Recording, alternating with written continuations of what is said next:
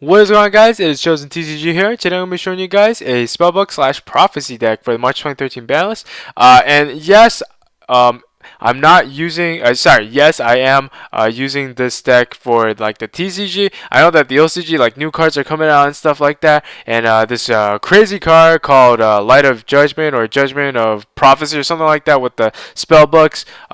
This crazy, like, it giving you infinite amount of pluses with this deck. I'm not really going to talk about it too much, but it's definitely a great card. I don't know if it's going to be out yet or it's going to be coming out soon, if it's actually like real, but this is pretty much how I've been playing spellbooks slash prophecies as of lately, 3-4 days ago, and it's actually working out to be pretty good. I did put in a couple tweaks since the last format, but yeah, as you guys can see, spellbooks are this guy, High Priestess of Prophecy, is at $100, so that really surprised me. And yeah, so this deck, really, it's a somewhat of a $400 deck for some reason, because if you add up the Temperance, the Tower, the all the other little cards together, you will get something around like a 350-400 deck. But definitely don't try to go out there and buy this deck, because I have a feeling this card is going to tank. But hey, I mean, you never know. It might go over like $300 like Crush Card. That would be pretty crazy. Especially because I don't see a lot of people playing this deck and topping YCSs. So until it does top a YCS, make sure you guys just either keep it, or I don't know what, you just do whatever the hell you want to do with it. But yeah, so let's kind of get on with the deck. My version, pretty much I play the 9 standard prophecy slash spellbook monsters, and yes, these guys aren't spellbooks. So Temperance and Priestess aren't spellbooks; they're prophecies. But Spellbook Magician of Prophecy is technically both a spellbook and a prophecy. So make sure you know that when you're summoning your High Priestess of Prophecy, you can reveal Spellbook Magician of Prophecy. So I'm gonna kind of get on with this deck. So your High Priestess of Prophecy, $100 card that you can special summon this card by revealing 3 spellbook monsters. Spellbook cards.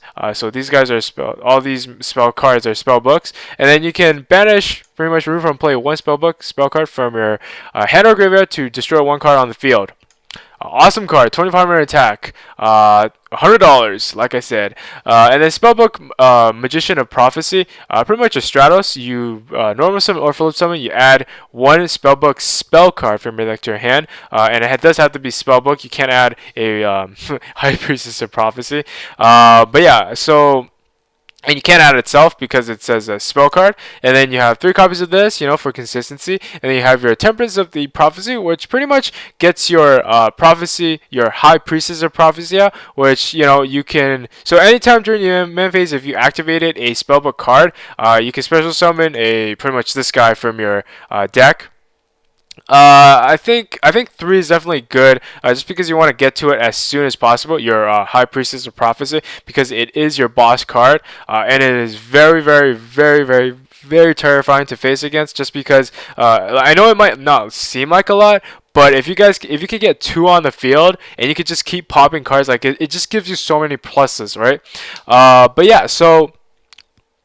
I run one Justice of Prophecy and one Strength. Strength is kind of random, but pretty much it just stacks up like 500 attack to itself. So once per turn, you can shuffle one spellbook spell card from your graveyard to your deck, and then you target one spellcaster monster, and then increase level by 1, and increase its attack by 500. Which it's not like the best card, but I like to run one. It's okay. It does help sometimes. And then your Justice of Prophecy, which so you pretty much, during the end phase of every turn, you activate a spellbook. You can banish this card from the field, and then add one level 5 or higher light or dark spellcaster monster, and one other spellbook spell card from your deck to your hand. It's really awesome. Pretty much gives you like a +1, but it does have to stay alive, and you do have to activate that spellbook card while this card was on the field. But it's pretty much you add this guy to the hand, and then you add like another spellbook spell card, which is really awesome, right? And then you get the I have the 3 breakers. I think this card is just way too good. Like it baits out all the bottomlesses, bottomless, even compulsory sometimes. what is it called, warnings, and it's just like at first I thought, okay, I'm gonna run two, or I'm gonna run one, and I ran two, and now I'm running three, and it's just crazy. It's just crazy good. For this deck especially, you go, okay, breaker. Your opponent, like, you just bait out mirror, or you bait out the bottomlesses, and then once you bait out everything, you just like, or you destroy everything with your breaker's effect. You just go in for the kill. It's a really awesome card. So I'm running three, and your two effect veilers, just good card overall. It's a spellcaster, and then your Tsukuyomi. I'm testing this card out. It's actually pretty okay. I like it just because it's an old school card, and I'm actually building another spirit deck. But I'm testing it. It's okay. I might be taking this card out. It's just good overall, but it's not like as good as it used to be, like everyone said. And then we got Gorz, pretty much defense.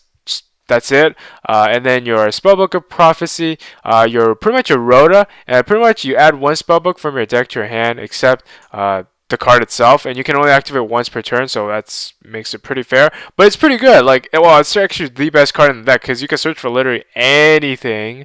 Okay, anything. So you can add one spellbook. You can add, you can add the Spellbook Magician of Prophecy. You can add Wisdom. You can add Spellbook Starhawk. You can add anything. So, except the Grand Tower. So wait, you can. Wow, you can even add this card. Alright, so that's really good. And you got the Spellbook of Eternity. You take one of your remove from play spellbook spell cards, and then you add it to your hand. Enough said. It's really good, and it uses well because it combos well with the High Priestess of Prophecy. So really good. And then your Grand Spellbook of Tower, your Grand Spellbook Tower. Pretty much this card okay, so I'm going to read this out loud. So once per turn, during your standby phase, if you have a spellcaster type monster on your side of the field or in your graveyard, so it's pretty much always going to be alive, you can return one spellbook from your graveyard to the bottom of your deck, except the Grand Spellbook Tower, then draw one card. When this card is destroyed by your opponent's card and sent to your graveyard, you can special summon one spellcaster monster from your hand or deck whose level is less than or equal to the number of spellbook cards in your graveyard. Alright, this is just pretty much a +1 every turn since you get to draw. And the fact that if they heavy storm, I mean, your graveyard's pretty much going to be loaded with spellbooks almost all the time, and you're most likely going to be just getting out like a level 4, and like no matter how you look at it, this card is just way too good. And you can run two if you want. I'm running one just because I'm running another field spell. So the other field spell is Secret Village of the Spellcasters.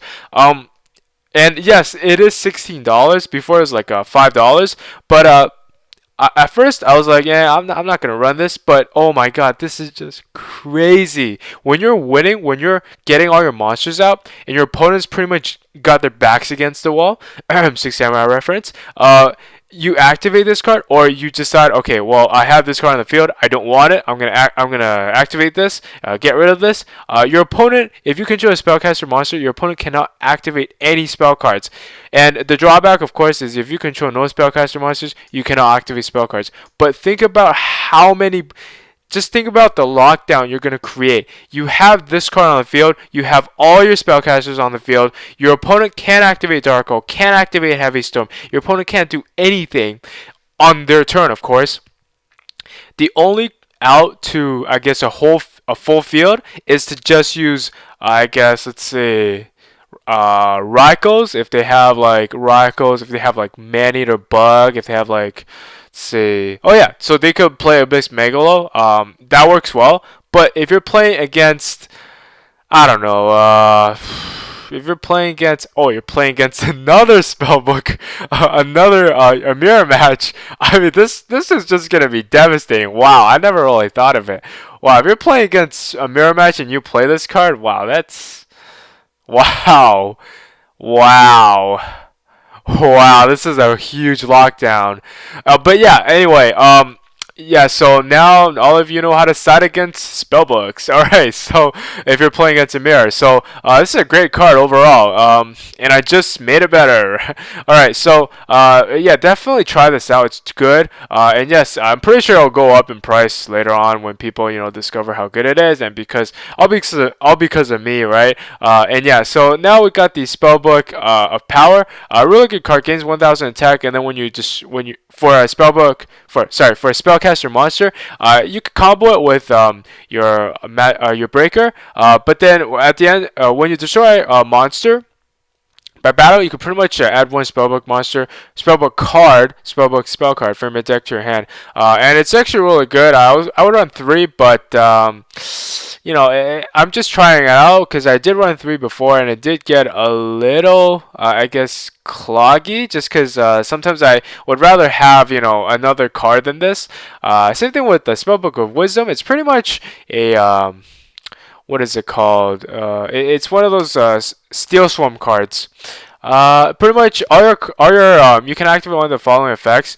Oh yeah, it's pretty much a Forbidden Lance. Yeah, that's a good example. You target one face-up spellcaster monster. Could be any of these. Your Tsukuyomi as well. And then it's unaffected by spell or trap. You could choose one of the effects. It's really good, just like a lance. Then you got your 2 Spellbook of Life. You're pretty much your monster reborn.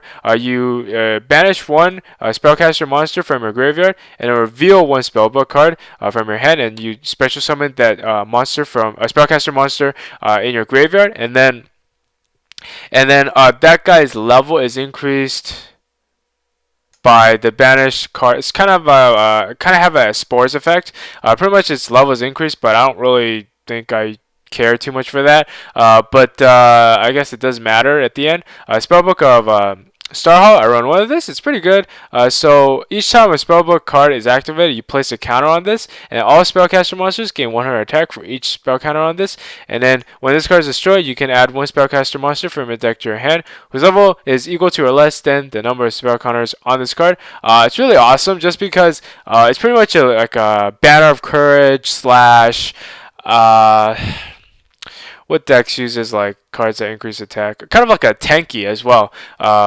For the fire formation card. And then next I got 2 Wonder Wands, which pretty much I use it with your Spellbook Magician of Prophecy. Pretty much you summon this, you get your +1, and then Wonder Wand lets you equip it to this card, and then you can actually send both cards to your graveyard, this equip card and the monster, to draw 2 cards, which pretty much is a win-win, except you're kind of letting your opponent attack you directly, which is fine. And then you can also I pretty much use that mainly, but you can also let your monsters gain 500 attack, which let's say your prophecy isn't enough to get over Moonling Glacier for some reason, even though you would use its effect, you would just attack it with 3,000. It's awesome. Increase your spellcaster monster by 500 attack. And then your staples: Book of Moon, Heavy Storm, Monster Reborn, and Dark Hole.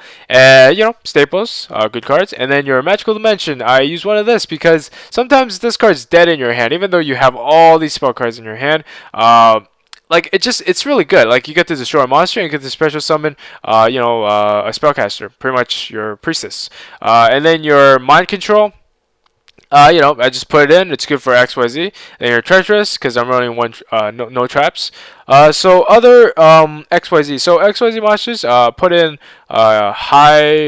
Hierophant of Prophecy.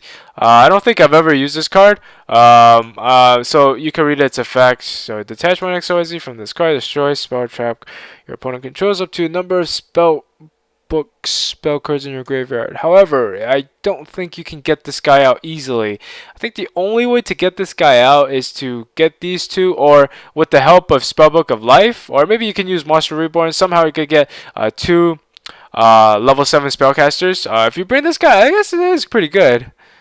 Let's see. I think the only drawback would be, nope, there actually is no drawback. It's actually pretty good if you could get this guy out. But hey, man, I mean, if you get 2 of these guys out, why would you go for this guy, right? Alright, so Empress of Prophecy. I don't think I've brought this guy out yet. 2 level 5 spellcaster type monsters. You know what? I'm not gonna read this too much because it's very long. But I don't think I've brought this card out. You can actually go Google it or something. But yeah, so the rest of the cards are just rank 3, rank 4 monsters. Just overall, I don't think you need rank 2s because you rarely use this guy. Use it with Wonder Wand usually. And then you got some synchros. You can use Arcanite. I don't think you can bring out Arcanite that easily though, because I see Valor plus 2 of these guys. Yeah, 2 of these guys. Yeah, that will work. Boo! It's actually at $13. I still have a copy of it, so I'm not sure it's accurate though. But yeah, so you can also have Catastor. I mean, I don't think you could bring it out that easily anyway, but these are just like extra synchros you can use. But the extra deck is you can modify however you want to. Just have some rank 3s and rank 4s. I don't use it too much, but yeah. So extra cards you can use. I've seen people use Old Vindictive along with the Apprentice Magician. It's good. I mean, it's not that bad. And then there's also a build with like Fool of the Prophecy. I can also run more Trags to get more defense, because this deck does lack defense, but it's super fast, so that's kind of the main advantage. And then I've seen people run 3 Threatening Roars or along with 3 lances, which is fine. Extra cards to consider if you want to. So pretty much this is the deck. This is the Spellbook / Prophecy deck. Hope you guys enjoyed this video. Make sure you don't go out there and build this deck, because this deck is super expensive. And I think I talked for like 20 minutes with this deck, but I really like this deck. This is kind of what I call a DN deck, kind of like the water deck that everybody back then wanted to build. It's like $300, $400. I'm not gonna build it in real life. I'm just gonna play on DN. So yeah, I hope you guys enjoyed, and hope you guys will subscribe to my channel. And see you later, guys.